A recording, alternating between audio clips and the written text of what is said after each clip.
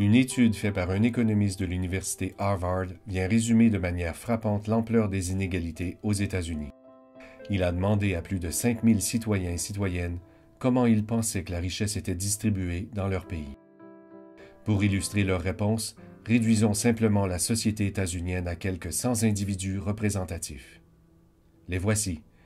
Des profs, des coachs, des pompiers, des chirurgiens, des docteurs, des financiers, quelques patrons et bien sûr, une ou deux vedettes. Maintenant, mettons-les en ordre selon leur niveau de richesse. Les plus pauvres à gauche et les plus riches à droite. Les couleurs indiquent les quintiles auxquels ils appartiennent. Après cela, réduisons la richesse totale des États-Unis qui est évaluée à 54 trillions de dollars à une pile d'argent symbolique. Si on distribue cet argent de manière entièrement équitable entre les individus, nous obtenons le socialisme parfait que plusieurs érigent en épouvantail pour caricaturer la gauche.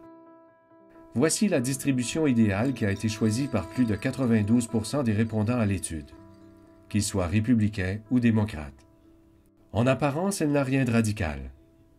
On retrouve des incitatifs à la performance, alors que les plus riches possèdent de 10 à 20 fois plus de richesses que les pauvres.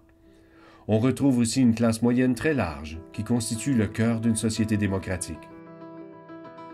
Si l'on illustre la distribution que les répondants pensent qui se retrouve aux États-Unis, voici ce qui ressort. On s'éloigne un peu de l'idéal avec une plus grande inégalité. Mais tristement, cette courbe n'est même pas rapprochée de la distribution de la richesse que l'on retrouve dans la réalité. L'inégalité réelle saute aux yeux. Les plus pauvres se partagent des miettes qui ne paraissent même pas sur le graphique. La classe moyenne est dans une situation beaucoup plus précaire, et même les individus situés entre les 20 et 10% les plus riches s'en tirent moins bien que l'on avait imaginé. Seul le dernier 10% des plus riches se porte mieux. En fait, il fait tellement mieux que leur niveau de richesse vient défoncer le graphique. Et le 1% le plus riche, cet individu unique, accumule tellement de richesse qu'il faut lui donner 10 colonnes pour lui tout seul. La mise en contraste de ces trois courbes vient démontrer clairement l'effet de l'accroissement des inégalités aux États-Unis. Bien sûr, la situation est moins criante au Canada et au Québec. Par contre, l'exemple des États-Unis confirme que ce n'est fort probablement pas le modèle que nous souhaitons suivre. À moins bien sûr que vous soyez membre du 1%.